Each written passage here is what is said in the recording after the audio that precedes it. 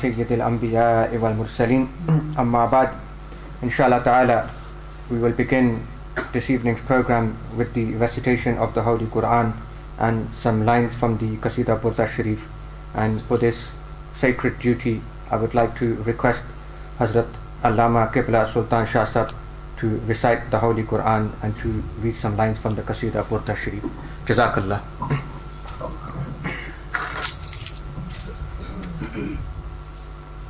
أعوذ بالله من الشيطان الرجيم.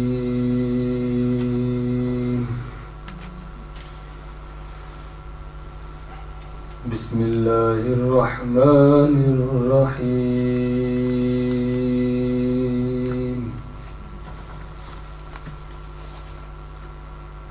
والحب ذو العصف والريحان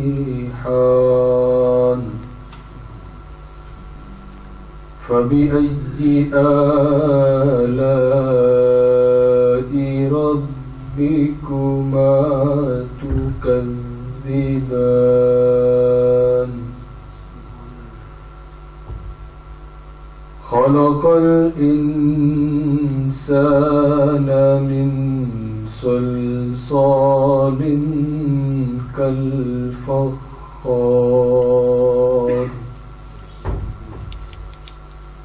وخلق الجان من مارج من نار فبأي آلاء ربكما تكذبان صدق الله العظيم. رب کے پڑھنے پر یہ مولاي صل وسلم دائما أبدا على حبيبك خير الخلق كلهم مولاي صل وسلم دائما أبدا على حبيبك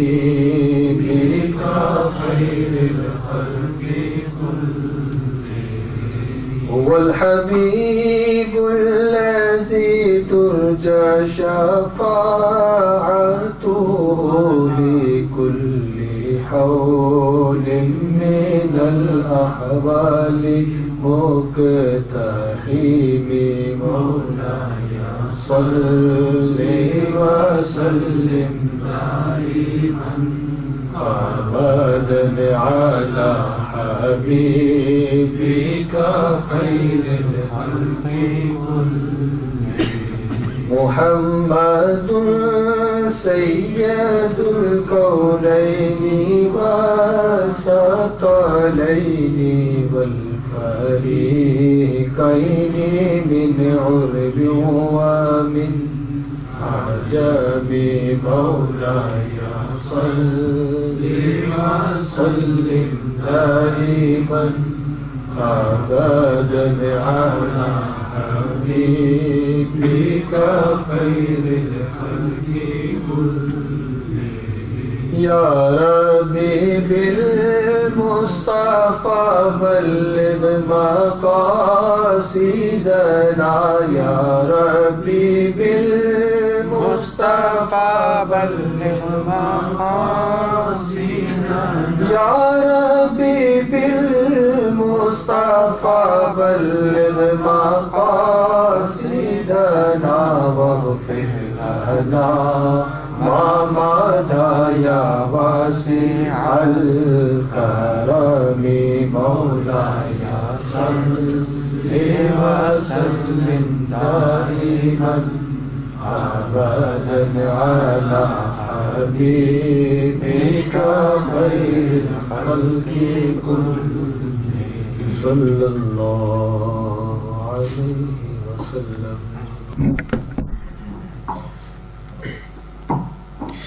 Bismillahir Rahmanir Rahim. First and foremost, my thanks and gratitude to you all for attending this fourth now Islamic study circles held here at the Central Mosque on Conduit Street. Inshallah ta'ala, today it is only right and it is only befitting that as we are in the blessed and unique month of Ramadan, that we use this time, we use this opportunity to reflect on its beauty, on its barakats, on its blessings and its mercy. So today, inshallah ta'ala, what we would like to do is to talk about the key aspects of this beautiful month and how Allah subhanahu wa ta'ala has shown us a great favor by giving this great period. In brief, just to begin with, I'll give you an idea of the format of today's talk, inshallah ta'ala. There are many aspects of Ramadan, but if we were to summarize it and to boil it down to its most basic components, then what we will find is that the Ramadan is really about two things: the Quran and the fasting. These are the two main elements of this beautiful period. So what we would begin with is firstly talk about the importance of the Holy Quran. How does this relate to the month of Ramadan? And then the second component, the most obvious one, is the fasting. What we will try to do is to discuss the reasons and the wisdoms behind why Allah subhanahu wa ta'ala has asked us throughout the day to refrain from food and water. What could be the possible benefit from keeping ourselves hungry and thirsty? We will talk about that. Then, if we respect these two things, if we cherish and value the Quran and the fasting during the month of Ramadan, then what can we expect to gain from our endeavors? What is the benefit of that? What is to be gained from this beautiful period if we respect it as much as possible? And then inshallah ta'ala, at the end, we hope to have some time so that we can listen to some questions of yours, and to the best of our ability, the ulama here will try to answer your questions. What I will say from the onset is that most of this presentation is more to do with the wisdom and the subjective side of the fasting in particular. That I haven't really indulged in. We won't talk in detail about what fasting is, what you're allowed to do during the fast, what you are not allowed to do during a fast, what breaks it, what doesn't break it, and so forth. So the actual fiqh of it, I've kept out of as much as possible, mainly because of the lack of time that we have. And also I will add to that the truth is that you and I, as adult Muslims, we should know that anyway. And if there are any questions in particular points, then please do ask them at the end. But overall, at the back of the Islamic Center timetable, Ramadan timetable, there's a brilliant section here which tells you the fiqh of fasting.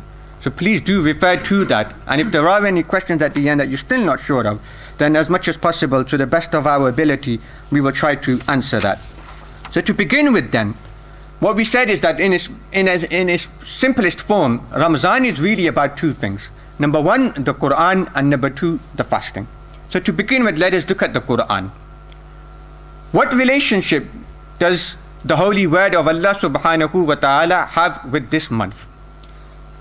In Surah Baqarah, Allah subhanahu wa ta'ala reminds us that Shahru Ramadan allazi unzila fihi al-Quran, that it was in the month of Ramadan that the Holy Quran was first revealed to our beloved Messenger sallallahu ta'ala alayhi wa sallam. So by name in Surah Baqarah, Allah subhanahu wa ta'ala takes the name of this month, Ramadan, and tells us that this is the time when the Quran was revealed. And then in another surah, Allah subhanahu wa ta'ala pinpoints the exact night that the Quran was revealed to our beloved Messenger, the night of Laylatul Qadr. And so important, so blessed was that night because of the revelation of the Holy Quran on that particular period, is that night now is better than 1,000 months of worship. Laylatul Qadr khayrun min alf shahr. Just because the magnificence and the weight of the Quran, its importance, that night now is better than 1,000 months of worship. And not only that, but all of the angels of Allah subhanahu wa ta'ala descend to the earth on this night. including the archangel Sayyiduna Jibreel alayhi salam. Just because the Quran was revealed and it was given to our Prophet alayhi salatu wassalam on this particular occasion. And reflect on that. That contemplate on this. That if this is the case, and this is the superiority of the night upon which the Quran was revealed, then what do you think is the superiority of that night when the Sahib Quran, Sayyiduna Muhammad sallallahu alayhi wa sallam, first appeared to earth? Meaning the milad, the mawlid of the Prophet alayhi salatu wassalam. The Quran that night was better than 1,000 months. Then what about the Sahib Quran when he first appeared? How great will that occasion be? So the Quran is important in relation to Ramadan because it was revealed in this month. Where exactly was it revealed? In the cave of Hira. That just on the outskirts of Makkah Sharif, it is a site where people still go there for ziyarah. We know that prior to the public announcement of prophethood, the Prophet alayhi salatu wassalam would go to the cave of Hira. He would sometimes pack food for 2 or 3 nights, and he would go there to this high mountain, and he would spend time in seclusion, in the zikr of Allah subhanahu wa ta'ala, in contemplation of the doings of Allah subhanahu wa ta'ala. So he would spend time there, and the reason why he pinpointed this particular cave is that from this cave he could see the Kaaba Sharif directly. So he went there and he would do the i'tikaf there, and he would sit and reflect upon the wonders of Allah subhanahu wa ta'ala. So again, we see the connection between the Quran and the month of Ramadan. Also, the month of Ramadan has a connection with the Quran because it is in this month, the month of Ramadan, that the Prophet sallallahu alayhi wasallam would meet Sayyiduna Jibreel each and every Ramadan and revise the Quran with him. Kana Jibreel yalqahu fi kulli layla min Ramadan fayudarisuhu al-Quran. That the Prophet alayhi salam, person to person, would recite the Quran to Sayyiduna Jibreel, he would listen to it. Sayyiduna Jibreel alayhi salam, he would recite the Quran, the Prophet alayhi salam would listen to it. And in the final year that the Prophet alayhi salam was in this world, then they revised the Quran twice in the month of Ramadan. So there we see again the connection between the Quran on the one hand and the month of Ramadan on the other. All 3 points here are very specific to our Prophet alayhi salatu wassalam. So how is it important for us now, and how does the Quran relate to its importance during this period? In 2 ways. Number 1, Salatul Taraweeh. The purpose behind Salatul Taraweeh is there. So just like the Prophet ﷺ would hear the Quran during this month, you now have an opportunity to hear it now from the Huffaz. That is the purpose behind it. In the same way that the Quran holds added significance for the Prophet ﷺ, it has added significance for you now that you listen to it each and every evening in Salatul Taraweeh.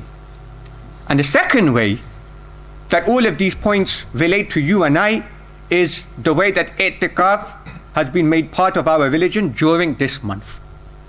You know very well that in the last 10 days of Ramadan, that it is a requirement that someone sits i'tikaf in the mosque of Allah subhanahu wa ta'ala and cuts himself off completely away from the world. A very devout type of worship, a very sincere type of worship. So what you will see here then is that the relationship between the Quran and Ramadan is reflected in 2 ways.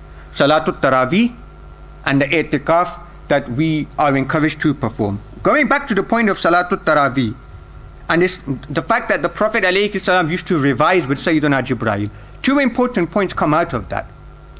Number 1, that you see that some places and some mosques, all throughout the month of Ramadan, what they will do is in Salatul Taraweeh is just recite the last 10 surahs. In order to quickly take away this almost burden that they see of Salatul Taraweeh, as quickly as possible they will try to get out these 20 rakats, and so they will only recite from Alam Tara Kayfa and do that twice over. This, as you can appreciate now, is not the example of our Prophet alayhi salam. He never revised the last 10 surahs, he revised the entire Quran with Sayyidina Jibreel. We should do the same. The second point to mention is that the Prophet alayhi salam revised all of the Quran. So that implicitly tells us that Salatul Taraweeh is 20 rakats and not 8 rakats. There are some Salafis who say that Salatul Taraweeh is only 8 rakats during the month of Ramadan.